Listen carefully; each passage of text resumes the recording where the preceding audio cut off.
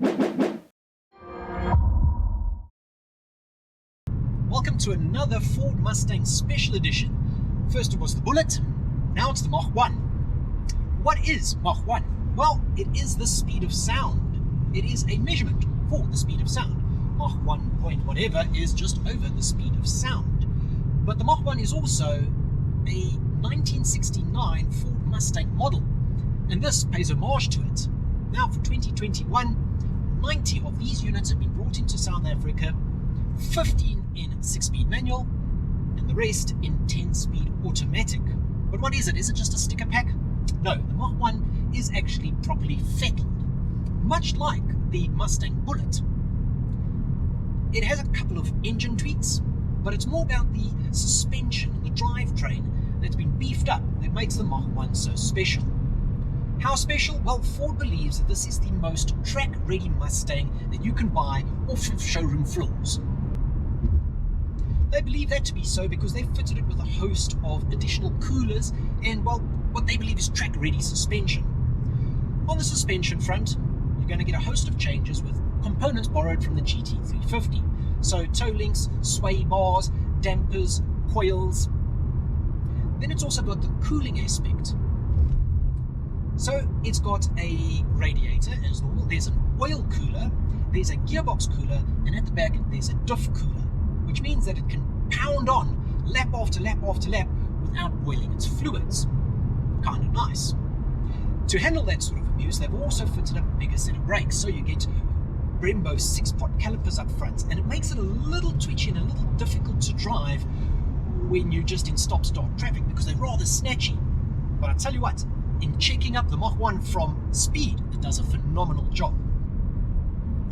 Power has only been increased ever so slightly, a handful of kilowatts really, and they've done this by fettling with the electronics, which we're going to get to in a bit, but fitting a GT350 intake, throttle body, and cold air induction system. The electronics have been fettled to give you sharper response times from the throttle, the steering, electronic power steering, and of course the gearbox programming.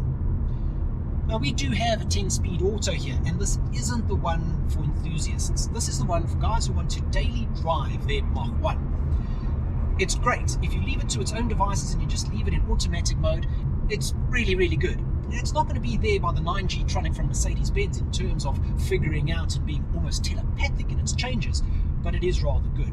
Remember, it can hop gears, so it can shift from 5th to 7th if you want. The only weak point around this gearbox is interacting with it manually. Because the ratios are so closely spaced, gearing down doesn't give you the engine braking that you're accustomed to. You're not going to hear a nice engine note when you do it either. It's actually rather disappointing playing with these pedals. You really need to leave it alone. Let the gearbox do what it needs to do on its own. Seriously, just let it do that. On the styling front, it gets a unique 4-piece grille. It's got a lower splitter, it gets some decals down the side, and a beautiful set of retro 19-inch wheels. Now these are shod in rather sensible Michelin Pilot Sport 4 tyres. The wheels are half an inch wider at the rear, and this just gives it a little more plant. It's meant to improve the mechanical traction of the vehicle. What's really sensible about them is there's a fair amount of profile, and it's a retro look. It's not just a wheel dipped in rubber, and it means that you've got some comfort. Primary ride, and in fact secondary ride as well, is rather surprisingly good. Of course, being an updated S550 means that you get the digital display up front here, you get a Sync 3 infotainment system with Android Auto and Apple CarPlay, and then on the interior the Mach 1 gets these beautiful leather seats with a little bit of orange detailing. In South Africa you're only going to get the Mach 1 in fighter jet grey, but that's great because the black and orange details work brilliantly with it. And then there's the active exhaust. Listen to this.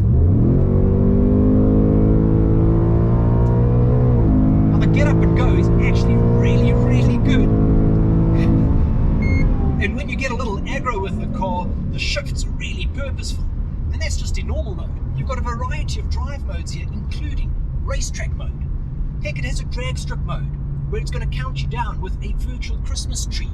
It's got a line lock so that you can do a burnout beforehand.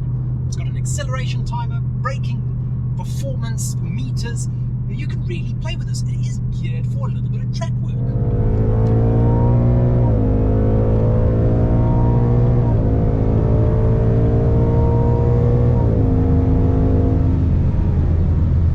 It's not the fastest car you're going to get for the money or in the segment.